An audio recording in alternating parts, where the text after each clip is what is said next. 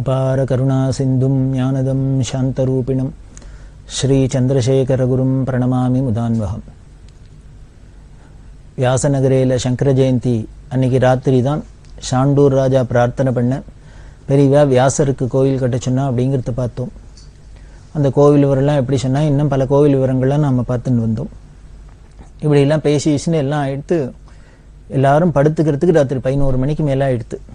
எல்லாருக்கும் ரொம்ப அசதி, நல்ல தூக்கம்.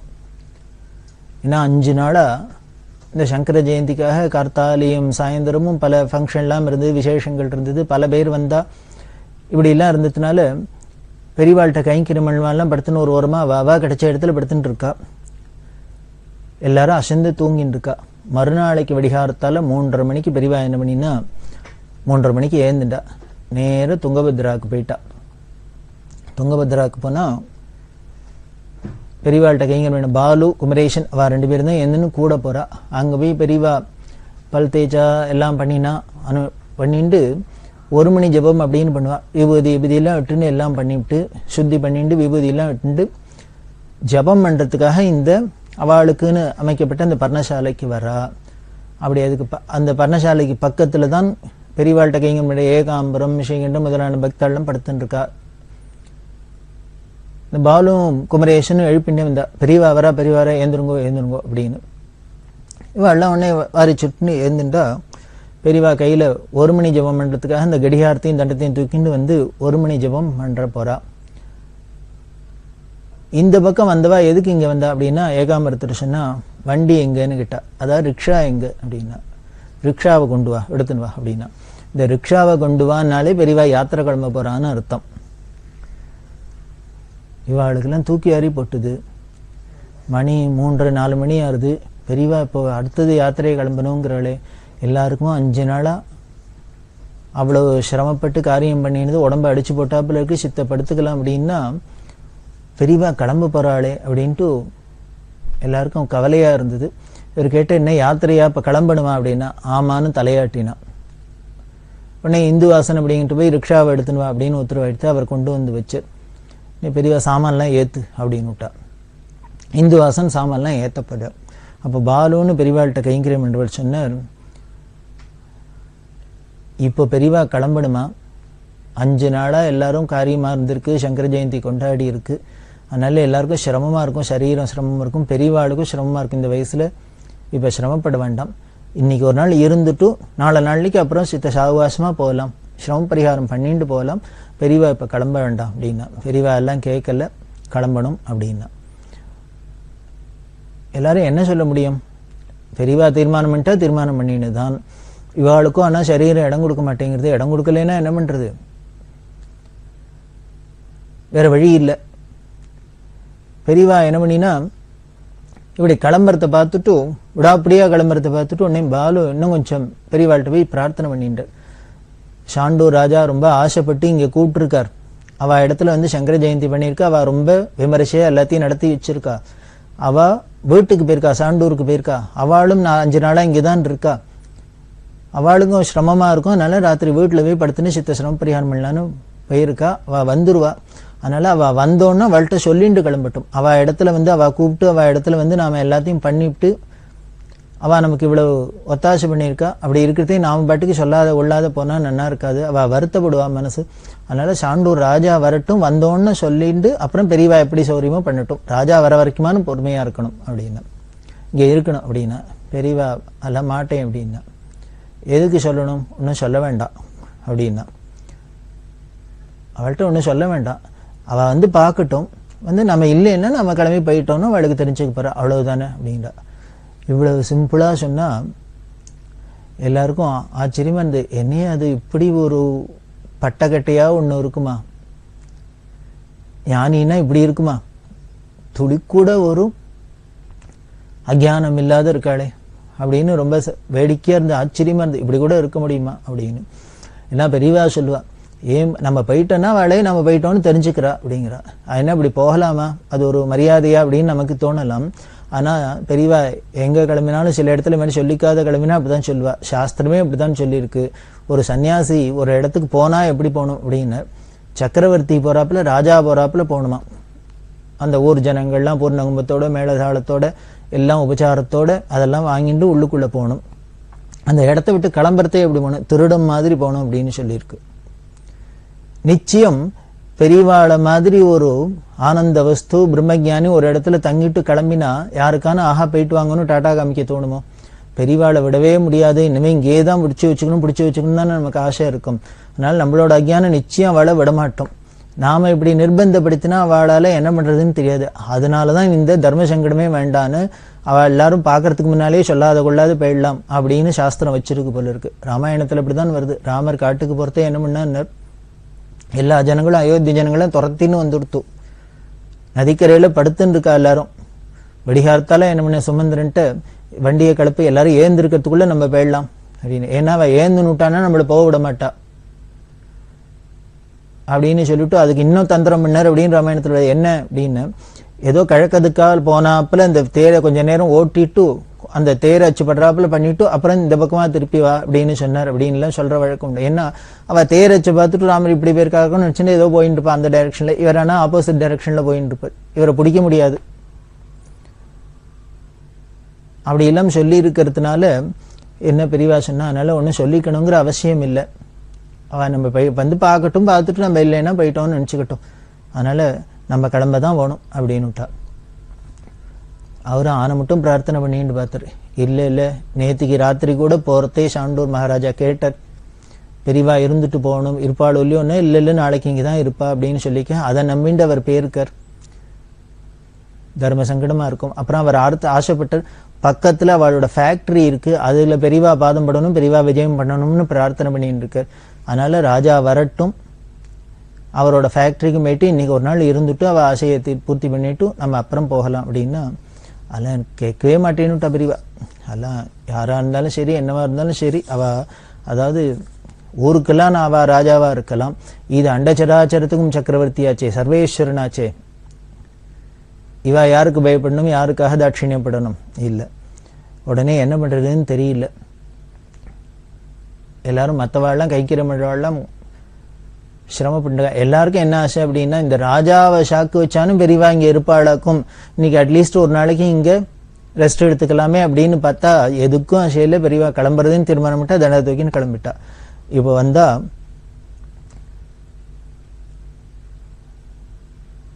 இவ சொல்லி அனுப்பிச்சா ராஜாக்கு, ஏதானும் சொல்லி அனுப்பிச்சுட்டு உடனே பாலு சொன்ன வேணா சொல்லி அனுப்புறேன் அப்படின்னார். வேணா சொல்லி அனுப்பு, 6 மணிக்குள்ள அவர் இங்க வரணும் அப்படின்னு பெரியவா உத்தரவு பண்ணான். நீ சொல்லி அனுப்பு, அவர் உடனே கிளம்பி வரட்டும், 6 மணிக்குள்ள வந்தா நான் இந்த ஜபம் பண்ற வரைக்கும் வேணா இங்க காத்துன்னு இருக்கேன்,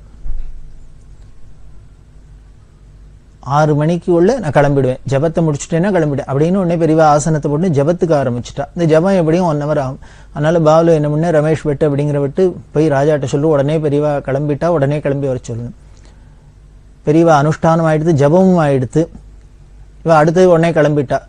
அப்படி சுத்தி அந்த ஒவ்வொரு இடமா சங்கர ஜெயந்தி நடந்த இடத்தெல்லாம் அப்படி பார்த்துட்டு வரத்துக்கும் ராஜா வரத்துக்கும் சரியா, அந்த ராஜா வந்துட்டு அப்படின்னு ராஜா வந்து அவர் அறக்க பறக்க ஓடி வர்றார். அவர் எதிர்பார்க்கல. வந்து அவர் பெரியவாள்கிட்ட ரொம்ப பிரார்த்தனை பண்ணிட்டார். இத்தனை நாள் இந்த 5 நாளா எல்லாரும் சிரமப்பட்டிருக்கா, பெரியவாளுக்கும் ரொம்ப சரீர சிரமம் இருக்கும், அதனால தயவு பண்ணி இன்னொரு 10 நாளானும் பெரியவா இருந்துட்டு போகணும், இங்க எங்களுக்கெல்லாம் அனுகிரகம் பண்ணணும், பெரியவா தயவு பண்ணி இங்க இருக்கணும். அதே மாதிரி பக்கத்துல ஃபேக்டரி இருக்கு, அதுலயும் பெரியவா விஜயம் பண்ணணும், அவ பாதம் படணும், அனுகிரகம் பண்ணணும் அப்படின்லாம் பிரார்த்தனை பண்ண உடனே பெரியவா என்ன பண்ணா, கராரா பேசுறா. வரு, உன் இடத்துல வந்து நீ சங்கர ஜெயந்தி பண்ணணும்னு கூப்பிட்ட, உன் இடத்துக்கு வரணும்னு கூப்பிட்ட, நான் வந்து சங்கர ஜெயந்தி பண்றேன்னு ஒத்துண்டேன், அதனால வந்தேன். நேற்றுக்கு சங்கர ஜெயந்தி ஆயிடுத்து, அவ்வளவுதான், சொன்னபடி பண்ணியாச்சு, ஆயிடுத்து, இனிமே ஒரு க்ஷணம் இங்க இருக்க மாட்டேன், நான் கிளம்பிடுவேன்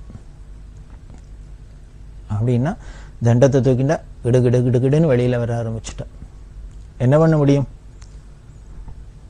உடனே ராஜா கூடவே வந்து சொன்னோம், சரி இங்கே இல்லைனாலும் பக்கத்துல 2 கிலோமீட்டர்ல ஃபேக்டரி இருக்கு, அங்கேயானும் வந்து தங்கிட்டோம் அப்படின்னா. அதையெல்லாம் ஒன்றும் காதில் வாங்கிட்டாலே வேண்டி கிளம்பி பெரியவா ரிக்ஷாவை தள்ள சொன்னா நேர மெயின் ரோடுக்கு வந்துட்டா. வந்தா ரிக்ஷா போறது இப்படி கிளம்பி போயிட்டே இருக்கு. அது தெற்க போனாக்க துங்கபத்ரா டேமுக்கு போகும், வடக்க போனாக்க ராஜாவோட கம்பெனி வரும்.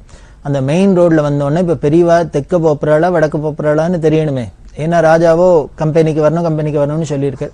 அதனால் வடக்கு பக்கமாக போவாளாக்குன்னு இவ ரிக்ஷா வச்சுன்னு பார்த்துட்டுருக்கா. ஆனால் பெரியவா என்ன பண்ணினா தெற்க கை காமிச்சா இப்படி திருப்புன்னு விட்டா. அதாவது ராஜாவோட கம்பெனிக்கு போகலை, நேர தெற்கு பக்கம் வண்டியை விட சொன்னா. நேர போகிறது இந்த துங்கபத்ரா டேமுக்கு போகிற வழி அது. அப்படி போகிறதே கிட்டத்தட்ட இந்த துங்கபத்ரா டேம் 7 கிலோமீட்டர் போகணும். ஒரு 4 கிலோமீட்டர் வரைக்கும் போயிருக்கும். அதுக்கப்புறம் 7 கிலோமீட்டர் போகணும். யாரோ வந்து சொன்னா அந்த துங்கபத்ரா டேமுக்கு போகணும்னா நீங்கள் இப்படியே போகிறத விட குழுக்க ஒரு வழி இருக்குது, அதால் போனீங்கன்னா கொஞ்சம் சீக்கிரம் போயிடலாம், கிலோமீட்டர் கம்மி அப்படின்னா. கிலோமீட்டர் கம்மின்னா வேறு ஒன்றும் இல்லை. இப்படி மெயின் ரோடோடு போனால் 7 கிலோமீட்டர், இப்படி குறுக்க போனால் 6 கிலோமீட்டர், 1 கிலோமீட்டர் குறையும், அவ்வளோதான். சரி என்ன பண்ணுறது, அதுலேயானு போகலாம் அப்படின்ட்டு போனால் கொஞ்சம் தூரம் போனால் அங்கே என்ன ஆகிடுது அப்படின்னா ஒரு 1 கிலோமீட்டர் 1.5 கிலோமீட்டர் போனால் ரோடு முழுக்களும் ஒரே முள்ளும் கல்லுமா, ஒரே அப்படி ஒரு கடினமான பாதை. கூட போகிறவாளுக்கெல்லாம் காலில் முள்ளு குத்துறது. அந்த பெரியவாளோட ரிக்ஷாவோட டயர் பஞ்சர் ஆகிடுத்து முள்ளு குத்தி. பெரியவாளுக்கு மட்டும் நல்ல வேலை ஏதோ காலில் பாதுகாப்பு போட்டுன்றதுனால ஒன்றும் ஆகலை. ஆனால் கொஞ்சம் தூரம் போனோன்னு அப்படின்னு அதுக்கப்புறம் நல்ல ரோடு வந்துடுத்து. இப்படி கிளம்பி போகிறா. இப்படி போனாக்க இந்த துங்கபத்ரா டேமில் ஒரு ஆஞ்சநேயர் கோவில், அந்த ஆஞ்சநேயர் கோவில் வந்தது. அங்கே வரத்தே கார்த்தால 8:30 மணி ஆகிடுது. வடிகாலத்தால் 3:30 மணிக்கு எழுந்துட்ட பெரியவா 8:30 மணிக்கு இந்த துங்கபத்ரா டேம் ஆஞ்சநேயர் கோவிலுக்கு வந்தா. சித்திரை மாதமா நல்ல எதிர் வெயில், ஜம்முன்னு வெயில் அடிக்கிறது சுரீர்னு. ஒன்றும் லட்சியம் இல்லை, பெரியவா பாட்டுக்கு நடந்து போகிறா. அபார கருணா சிந்தும் ஞானதம் சாந்தரூபிணம் ஸ்ரீ சந்திரசேகரகுரும் பிரணமாமி முதான்வகம். வடிகாலத்தில் 3:30 மணிக்கு எழுந்துட்ட பெரியவா 8:30 மணிக்கு இந்த துங்கபத்ரா டேம் ஆஞ்சநேயர் கோவிலுக்கு வந்தா. சித்திரை மாதமா நல்ல எதிர் வெயில், ஜம்முன்னு வெயில் அடிக்கிறது சுரீர்னு. ஒன்றும் லட்சியம் இல்லை, பெரியவா பாட்டுக்கு நடந்து போகிறா. அப்போ உடனே வழியில் துங்கபத்ரா நதி இருக்கிறதுனால பெரியவா சொன்னா இங்கேயே வேணால் ஸ்நானம் அனுஷ்டானத்தை பண்ணிவிடலாமா அப்படின்னா. சரி பண்ணிவிடலாம் அப்படின்னா நதியில் ஒரு பக்கமாக ஓடும் தண்ணி ஓடின்னு இருக்கு. அந்த துங்கபத்ரா வாய்க்காலில் ஸ்நானம்லாம் பண்ணி எல்லாம் பண்ணியாச்சு. அங்கே அக்கறைக்கு அப்புறம் அடுத்தது என்ன பண்ணலன்னா அக்கறைக்கு போ அப்படின்ட்டு அக்கறைக்கு போயிடலாம்ட்டா. துங்கபத்ராவை தாண்டி அக்கறைக்கு போகலாம் அப்படின்னா பாலம் இருக்குது. அந்த பாலத்தில் 2 புது பாலம் பழைய பாலம் அப்படின்னு. புது பாலம் கொஞ்சம் தள்ளி இருக்குது, பழைய பாலம் பக்கத்தில் இருக்குது.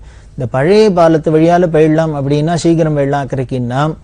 இந்த பெரியவாளோட ரிக்ஷாவை தள்ளிட்டு போக முடியாது, அது சின்ன பாலம். அந்த ரிக்ஷாவோடு போகணும்னா அந்த புதுப்பாலம் வழியால் தான் போகணும். அதுக்கு இன்னும் கொஞ்சம் சுத்தணும். அதனால் கூட இருக்கிறவா என்ன பண்ணினா இந்த ரிக்ஷா மற்ற எல்லாத்தையும் இந்த சங்கர் பவார் அப்படின்னு அவர் இன்னும் சில பேர்கிட்ட சொல்லி நீங்கள் எடுத்துன்னு புதுப்பாலம் வழியால் அப்படியே சுற்றின்னு வாங்கோ, பெரியவாள் அழிச்சுன்னு இந்த பழைய பாலம் வழியால் அக்கறைக்கு போய்டுறோம் அப்படின்னு. இப்படி அக்கறைக்கும் போயாச்சு. அங்கேருந்து அதுக்கப்புறம் நடந்துகிட்டே இருக்கா. போனால் ஒரு ஊர் வந்தது, அதுக்கு பேர் முனிராபாத் அப்படின்னு பேர். இப்படி பெரியவா வரணுன்னா இந்த ஊரே கூடிடுத்து. அவா ஆரத்தி எடுக்கிறா, அத்தை பண்ணுறா, இத்தை பண்ணுறா, ஒரே விசாரம் பண்ணுறா. உள்ளுக்குள்ளே வரணும் உள்ளுக்குள்ளே வரணும் அப்படின்னா எல்லாருக்கும் இவாளுக்கெல்லாம் ரொம்ப டயர்டாக வேறு இருக்கா, கெஞ்சருது சரீரமும் காலும். சரி இங்கேயானு வந்து ஏதானும் இவா உட்காந்து பாடாக்கும், இங்கே ஏதானும் ஒரு ஆகாரத்தை பண்ணிட்டு சித்த ரெஸ்ட் எடுத்துக்கலாமாக்கும் அப்படின்னா பெரியவா என்ன பண்ணா அங்கேயும் தங்கலை, அங்கேருந்து யாத்திரையை தொடர ஆரம்பிச்சுட்டா. தொடர்ந்து போயிட்டே இருக்கா. கொஞ்சம் தூரம் போனாக்கா அந்த ஊர் ஜனங்கள்லாம் கூடவே வருதா. அவளுக்கெல்லாம் உத்தரவு கொடுத்து அனுப்பிச்சா, நீங்கள் இனிமேல் யாரும் இங்கே பின்னால் வர வேண்டாம், எல்லாரும் நீங்கள் பாட்டுக்கு அவ காரியத்தை பாருங்க அப்படின்னா அவளுக்கும் போயிட்டா. இப்போ முனிராபாத்தும் இல்லைன்னு தீண்டு கொடுத்து. அதுக்கப்புறம் நடந்து போயிட்டே இருக்கா. போயிட்டே இருந்தா இவாளோட தரிசனத்துக்கு வந்தவர்ல ரங்கன் கவுடு அப்படின்னு ஹாஸ்பிட்டல் ரங்கன் கவுடு அப்படின்னு ஒரு பெரிய பிரமுகர் அப்படின்னு சொன்னோம். அவர் பெரியவாளுக்கு நிறைய கைங்கரம் பண்ணியிருக்கார். அப்பப்போ வந்து தரிசனம் பண்ணுறார். அவரும் சங்கர ஜெயந்திக்கு எல்லாம் தரிசனம் பண்ணிருக்கா இல்லையா. அவர் சம்சாரம் குடும்பத்தோட தரிசனம் பண்ண வந்தவா பெரியவா யாத்திரையில் கூடவே நடந்து வந்துருக்கா. வந்தவர் அவர் சொன்னார், இங்கே பக்கத்தில் எங்கள் ஃபேக்ட்ரி இருக்குது, அதனால் பெரியவா அதில் வந்து தங்கலாம் அப்படின்னு. ஒரே வெயிலாக இருக்குது, சித்திரை மாதம். அப்படி சித்திரை மாதமாக இருந்தால் கூட அப்போ என்ன ஆச்சு அப்படின்னா திடீர்னு மழை வராப்பில் மேகம் மூடின்னு இருக்கு, தூரல் போட ஆரம்பிச்சிருத்தோம். இந்த கோடை மழை அது மாதிரி. அவர் சொன்ன பெரியவா நனைஞ்சு போயிடுவா, அதனால் பக்கத்தில் எங்கள் ஃபேக்ட்ரி இருக்குது, அதில் வந்து தங்கட்டும் அப்படின்னா. பெரியவா பார்த்தா அதெல்லாம் இல்லை அப்படின்ட்டு கிளம்பி போயிட்டே இருக்கா. இந்த ஃபேக்ட்ரியும் வந்தது. அந்த ஃபேக்ட்ரியும் தாண்டி 10 அடி போனோன்னு என்ன தோணித்தோ தெரில, நன்னா திருப்பி மழை வராப்பில் இருக்குது. கவுடு பிரார்த்தனை பண்ண பெரியவா உடனே திரும்பி ஃபேக்ட்ரிக்குள்ளே வந்தா. ஃபேக்ட்ரிக்குள்ளே வந்து அங்கே இருக்கிற அந்த கோடம்லாம் ஒழிச்சு தர சொல்லி பெரியவா அங்கே அன்னைக்கு தங்கினான். அந்த ஃபேக்ட்ரியில் தங்கிவிட்டு மறுநாளைக்கு காலங்காலத்தால் எழுந்துட்டு எப்பொழுதும் போல விடிய காலத்தில் 3 மணிக்கெல்லாம் எழுந்துட்டு யாத்திரையை தொடர்ந்துருவா. இவா சரீர சுத்தி பண்ணிட்டு நடக்க ஆரம்பிச்சுட்டா. 7 கிலோமீட்டர் நடந்து போயின்னு இருக்கு. போனால் எனிகரா அப்படிங்கிற இடம் வந்தது. இந்த எனிகரா போகிறதுக்குள்ள இவாளுக்கெல்லாம் ரொம்பவே சிரமமாக இருக்குது, டயர்டாக இருக்குது. ஏன்னா இந்த ராத்திரி கவுடோட ஃபேக்ட்ரிக்கு வந்தாலும் பெரியவா ஒன்றும் ஆகாரம் இல்லை, ஏதோ பால் சாப்பிட்டா எடுத்து படுத்துட்டாச்சு. மற்றவாளுக்கெல்லாம் ஏதோ ஒரு உப்புமா கண்டி வந்த இடத்துல அதுக்கப்புறம் சாமானை பார்த்து உப்புமா கண்டி ஏதோ சாப்பிட்டு இல்லைன்னு படுத்துன்னு இருக்கா. இதே காலங்காலத்தில் கிளம்பிட்டார் திருப்பி. போனால் இங்கேருந்து 7 கிலோமீட்டர் தானே எனிகிரா அப்படிங்கிற இடத்துக்கு வந்தது. அந்த எனிகிராங்கிற இடத்துக்கு வரத்துக்குள்ள திருப்பி பஞ்சர் ஆகிடுது வண்டி. பெரியவாளோட ரிக்ஷா பஞ்சர் ஆகிடுது. எய்தாப்லேயே சுரின்னு வெயில் அடிக்கிறாப்புல இருக்குது. வெயில் அடிக்கிறது. பெரியவாள்கிட்ட வெள்ளம் பிரார்த்தனை பண்ணா, எதிர் வெயிலாகவும் இருக்குது, பஞ்சர் ஆகிடுது, இங்கேயே பக்கத்தில் எங்கேயானும் தங்கிட்டு அப்புறம் கண்டினியூ பண்ணலாம் அப்படின்னா பெரியவா என்ன பண்ணா, வேதபுரி சாஸ்திரி போய் தாழங்குடையை எடுத்துட்டா அப்படின்னா தாழங்குடையை எடுத்துட்டா. ரோட்ல இவா பாட்டுக்கு நடக்க ஆரம்பிச்சிட்டா. வேற என்ன பண்றது? அதனால மற்றவாழ்லாமும் இந்த டயர் என்ன பஞ்சர் ஆகிடுது.